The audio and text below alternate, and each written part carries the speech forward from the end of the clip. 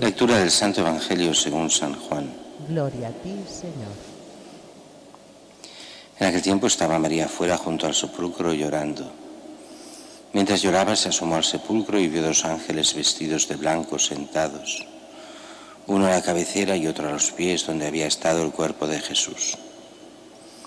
Ellos le preguntan: mujer, ¿por qué lloras? Ella les contesta: porque se han llevado a mi Señor y no sé dónde lo han puesto. Dicho esto, se vuelve y ve a Jesús de pie, pero no sabía que era Jesús. Jesús le dice: mujer, ¿por qué lloras? ¿A quién buscas? Ella, tomándolo por el hortelano, le contesta: Señor, si tú te lo has llevado, dime dónde lo has puesto y yo lo recogeré. Jesús le dice: María. Ella se vuelve y le dice: Rabuni, que significa maestro. Jesús le dice: no me retengas, que todavía no he subido al Padre, pero anda, ve a mis hermanos y diles: subo al Padre mío y Padre vuestro, al Dios mío y Dios vuestro. María la Magdalena fue y anunció a los discípulos: he visto al Señor y ha dicho esto. Palabra del Señor. Gloria a ti, Señor Jesús. En el Evangelio vemos hoy y veremos toda esta semana apariciones de Jesús, hoy a María Magdalena, aunque es muy curioso, los diferentes evangelios nos van dando versiones que en el fondo son las mismas, pero con cada una con una serie de detalles que en un primer momento parecerían casi incompatibles y después, cuando uno se fija bien, pues es todo un devenir. Pero eso lo veremos más adelante cuando veamos cómo otros evangelios nos van dando este mismo texto de María Magdalena. Una figura extraña, María Magdalena, porque sabemos muy poco de ella. Sabemos que sigue a Jesús, que lo sigue con las mujeres, que tiene una devoción especial por Jesús, que le sacaron 7 demonios. ¿Qué quiere decir eso? Pues solo lo que sabemos. Le sacaron 7 demonios. A partir de aquí se ha fabulado muchísimo sobre lo que significaría, lo que no significaría. Se le ha calumniado, mentido, hecho decir de todo sobre la pobre María Magdalena.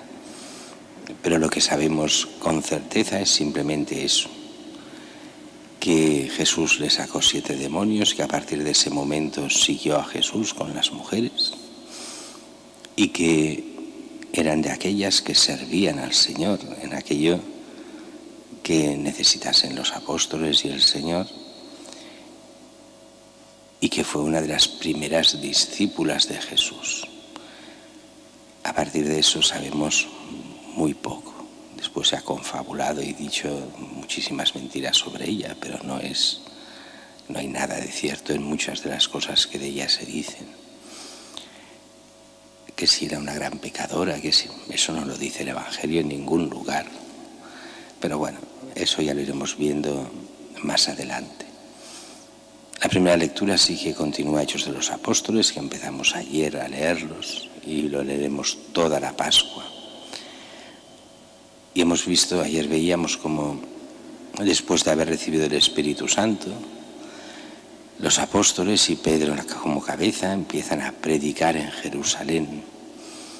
Recordemos que es el último día de la Pascua, Pentecostés, y estaba lleno de peregrinos de todas partes, nos lo dice el texto mismo, de medio mundo, partos, medos, elamitas, romanos, de todas partes había allí. Y son muchos los que oyen el Evangelio. Ayer veíamos la gran predicación de Pedro y hoy la segunda parte de esta predicación, una vez que ha dicho que es el Mesías y todo, y que la gente tenía muy claro en ese momento lo que estaba pasando, porque habían todos oído hablar y habían visto muchos de ellos a la pasión de Cristo, la habían visto en directo. Algunos de ellos podría incluso ser que fueran de aquellos que dijeron: crucifícalo a Pilatos para que maten a Jesús. Oyen la historia y entonces continúa Pedro: con toda seguridad conozca toda la casa de Israel que al mismo Jesús a quien vosotros crucificasteis, Dios lo ha constituido Señor y Mesías. Claro, cuando aquí habla de Señor, y es curioso que se le llamará a partir de la resurrección a Jesús el Señor.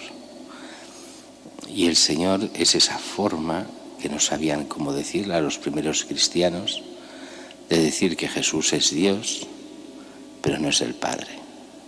En la mentalidad judía costaba mucho de entender, de Dios solo hay uno, y también lo decimos nosotros.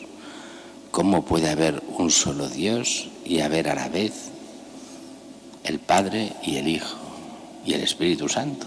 ¿Cómo puede ser eso? Un solo Dios, pero hoy lo sabemos fácil. Los teólogos durante siglos estuvieron pensando hasta llegar a esos primeros concilios que nos dirán un solo Dios, 3 personas, cada uno único, pero los 3 son Dios siendo un solo Dios. Realmente difícil de entender, por no decir la comprensión total solo la tiene Dios porque es Dios.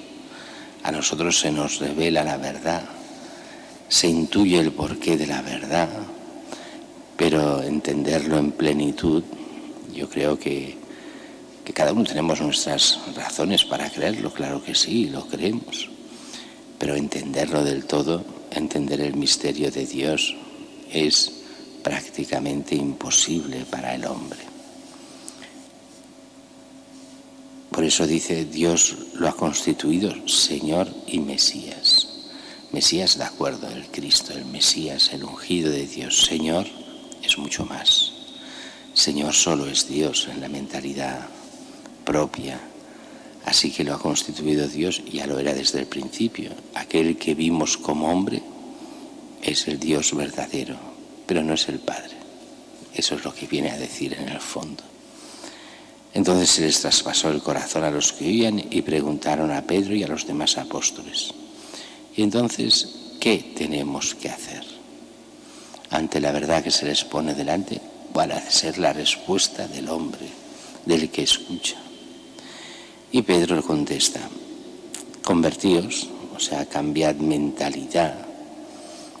¿Convertíos a qué? A Cristo. Y que sea bautizado cada uno de vosotros en el nombre de Jesús, el Mesías, para el perdón del Espíritu Santo, para el perdón de vuestros pecados, y recibiréis el Espíritu Santo. Esta promesa que vale para vosotros, para vuestros hijos, para los que están lejos, para todos aquellos a los que llamará Jesús, todos los llamados a la salvación. Es muy curioso la mentalidad antigua, esta mentalidad de los apóstoles, en la cual, como si Dios no lo dice así, eso será una herejía, si lo decimos depende de cómo se diga, que es Dios solo elige a algunos. No, Dios elige a todos. Dios da la vida por todos los hombres, pero es verdad que todo depende mucho de cómo cada uno responde a la gracia. Y así hay gente que tiene tal capacidad de respuesta que parecen elegidos de Dios. Y eso se ve en todos los hechos de los apóstoles. Gente que debería ser cercana y se aleja porque no responde a la gracia. Gente que no tiene nada que ver con la Iglesia ni con nada y que viene iluminada porque acepta. Desde el primer momento está en la buena dirección, aunque no tenga nada que ver con Cristo, incluso ni con la fe judía, y acabarán cristianos, porque aceptarán la gracia, porque enseguida se meten en camino, porque ven la verdad, porque enseguida Dios entra en ellos sin dificultades por parte de ellos. En el fondo es el gran misterio de la libertad humana. Tantos hemos visto que tendrían todos los números para ser buenos cristianos, buena educación cristiana, buena familia cristiana, una buena escuela, todo lo que queráis, y pierden la fe, y dejan la fe y no quieren saber nada, y son anticristianos, y fueron bautizados y recibieron la confirmación y la primera comunión, y vivieron durante años como cristianos y lo dejan todo. El diablo consigue entrar en ellos. y otros que no recibieron prácticamente nada o muy poco, prácticamente al revés, que lo que recibieron fue, como dirían algunos, la catequesis del maligno para ir contra Dios y la Iglesia. Y sin embargo han acabado cristianos y grandes cristianos. ¿Qué pasa ahí? Pues es el gran misterio de la gracia y la respuesta a la gracia. Hay quien recibe muchísima gracia y no quiere responder. Y hay gente que recibe muy poca, pero la aprovecha toda y a partir de ahí crece como cristiano. Que seamos nosotros de estos que siempre vamos creciendo como cristianos, convirtiéndonos cada día más para poder llegar con Él a la vida eterna.